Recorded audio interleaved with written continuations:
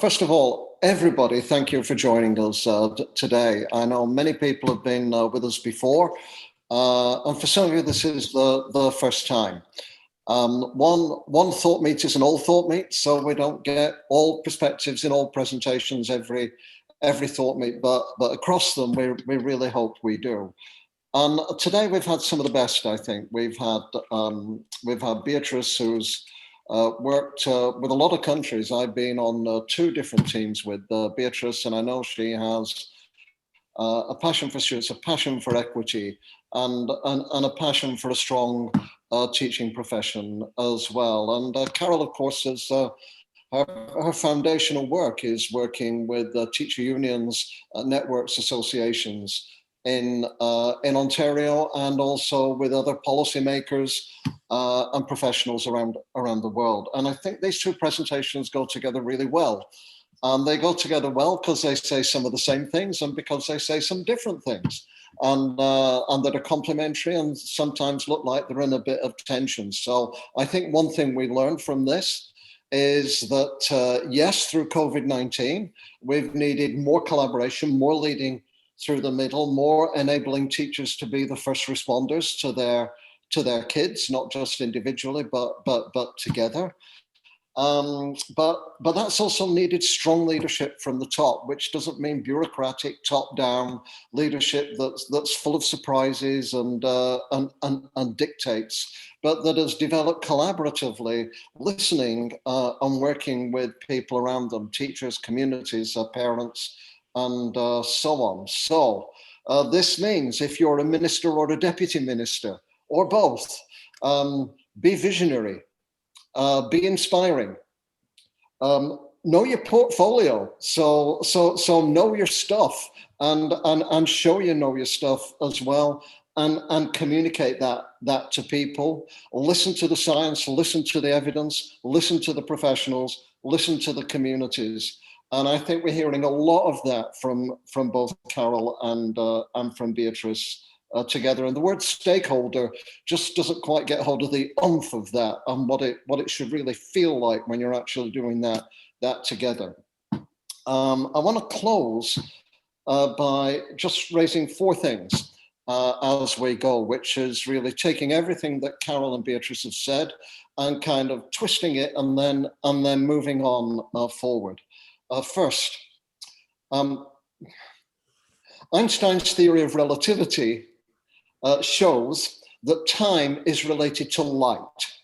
And the further you get away from a large object like a planet with lots of buzzing gravity, the slower time seems to go there.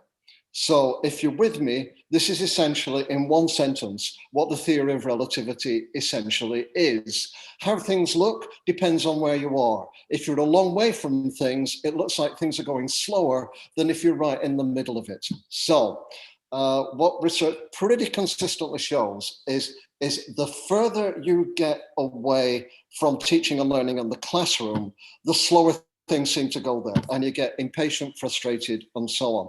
Don't blame the policymakers for that, because at the other end, people in the schools are thinking, what are those people in policy doing up there? We've been on this for ages and they're still kind of talking and so on. So we see what we see, and we see it from where we see it. That is not our fault.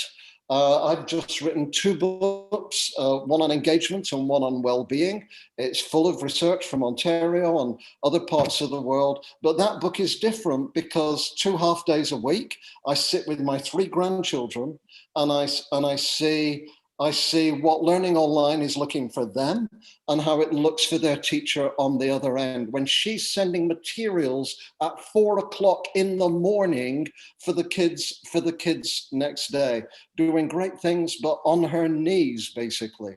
So that's the first thing. This is something for us as ARC. We need next to hear from our teachers. We need to hear from students. We need to hear from other people who are experiencing COVID-19 and policy, as well as not instead of the people in policy itself. That's the first thing. The second thing is hybrid learning is a great term for what we've had to do in the pandemic. And after the pandemic, we should do away with it completely. We should not talk about hybrids. We should not talk about blended. And this is why, because it implies that there's a thing called technology, which is about half of it, and all the rest is the other half. So technology ends up with a kind of privileged spot compared to everything else. Do we want digital as part of learning? Absolutely, we do.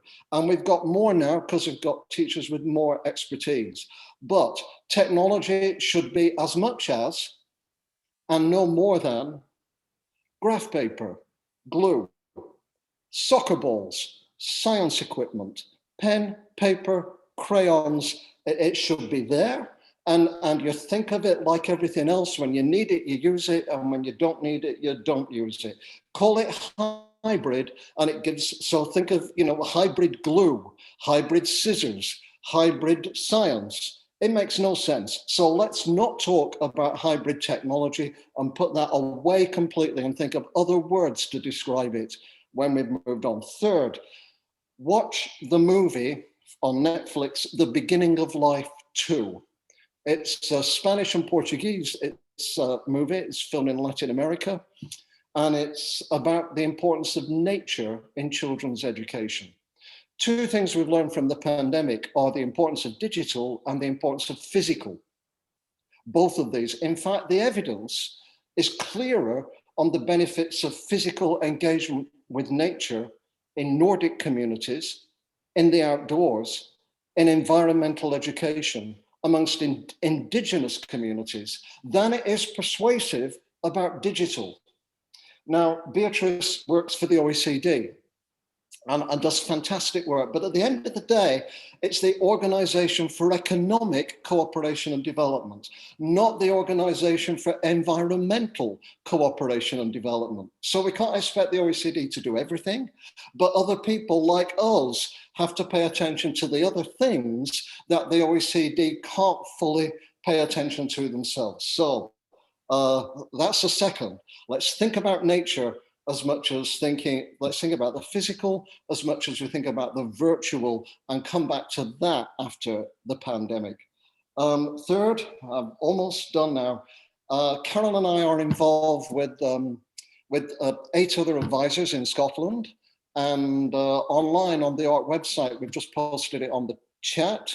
In December, we did with Scotland, a post-pandemic strategy for educational change.